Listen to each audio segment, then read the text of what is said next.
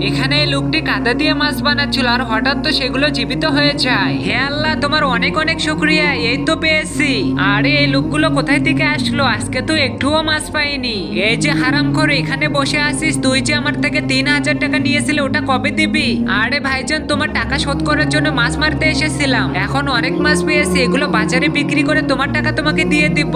ঠিক আছে, সন্ধ্যার ভেতরে টাকা দিয়ে দিবি, না হলে তোকে মেরে ফেলবো। ঠিক আছে ভাইজান, দিয়ে দিব। এটা বলে সে চলে যেতে লাগে। আরে শোন, আজকে তো আমাদের বাড়িতে মেহমান আসবে আর তাদের জন্য তো মাছ কিনতে হবে, চল এর থেকে নিয়ে নেব।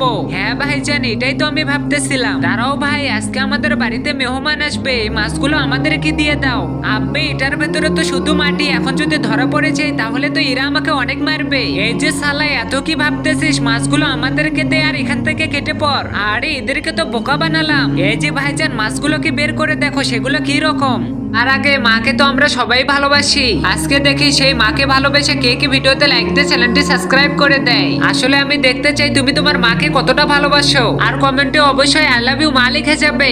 ওই হারামখোর তো আমাদেরকে 3000 টাকার বদলে 5000 টাকা দিয়ে গেল। হ্যাঁ, এটার ভেতর থেকে মাছ কিভাবে বের হয়ে আসলো?